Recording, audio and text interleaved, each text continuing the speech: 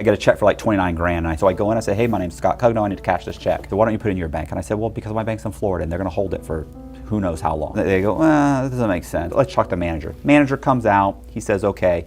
He said, what's going on? I said, look, I need to cash the check. And he goes, okay. So he takes the check and my ID and my credit card and he leaves. Guy comes back and he goes, okay, Mr. Cugno, I have a question for you. He said, how did you get the check issued to you? And I went, well, a guy refinanced his house and he paid me the check. Okay, why? I'm adding an addition onto his house and this is part of the draw. That makes sense. He leaves, he comes back, he goes, what are you gonna do with cash? And I go, are you serious? And he goes, I feel apprehensive about this.